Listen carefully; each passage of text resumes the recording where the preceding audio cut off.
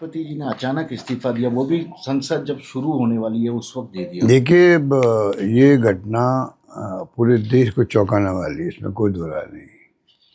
क्योंकि आज़ादी के बाद में उपराष्ट्रपति के पद से कोई इस्तीफा नहीं हुआ आज तक, पहली बार हुआ है।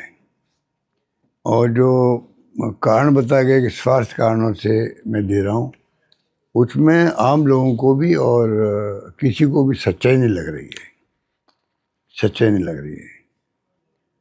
घटना इस प्रकार मोड़ ले रही है। एक तरफ तो प्रधानमंत्री जी जा रहे हैं, मोदी जी विदेशों में जा रहे हैं, कल परसों दौरे में, आज कल में जा रहे हैं। अचानक उपराष्ट्रपति का इस्तीफा होता है तो देश दुनिया में चर्चा बन गई।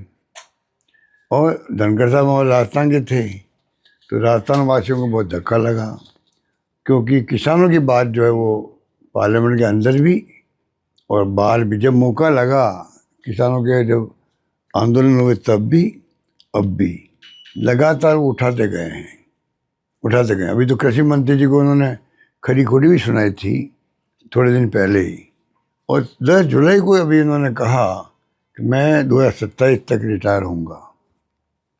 मैंने कहा था जोधपुर के अंदर 10 दिन पहले कि भाई चेयरमैन राज्यसभा और लोकसभा स्पीकर दोनों राजस्थान से हैं और दोनों दबाव में काम कर रहे हैं। मैंने कहा था दोनों दबाव में काम कर रहे हैं। मेरी जोधपुर की आप देखेंगे स्पीच तो उसमें आपको मिलेगा। मैंने कहा था उस वक्त, मुझे लग रहा था, पता नहीं क्यों लग रहा था कि दोनों दबाव में काम कर रहे हैं, और वो सच्चाई सामने आ गई। अब दबाव में काम करने वाला व्यक्ति इस प्रकार से चौंकाने वाला इस्तीफा दे सकता है, मेरा मानना है। अब असली बात क्या हुई है वो तो आरएसएस जाने या बीजेपी वाले जाने, ये किसी को नहीं मालूम है। आरएसएस को मालूम होगा, प्रधानमंत्री को मालूम होगा, मेरे ख्याल से ज़्यादा तो मैं कह सकता हूँ 2 को मालूम होगा कि किन कारणों से इस्तीफे हुए हैं। क्या बीजेपी में सब कुछ ठीक नहीं चल रहा? क्योंकि कल बीएससी की बैठक थी, जेपी नड्डा भाग नहीं लिया, उपराष्ट्रपति जी ने भी वहां पर बुलाया था उन लोगों को, आइए बात करिए, तो मंत्री, केंद्रीय मंत्री ही उनको तवज्जो नहीं दे रहे थे। नाराज पता नहीं क्या हुआ है। चौंकाने वाली घटना की, वो दिन भर हाउस चला है, उन्होंने भाग लिया है। कल जो बीएससी की मीटिंग होती है, जो प्रोग्राम तय होता है जो आप कह रहे हो आगे के लिए, वो मीटिंग भी हुई है।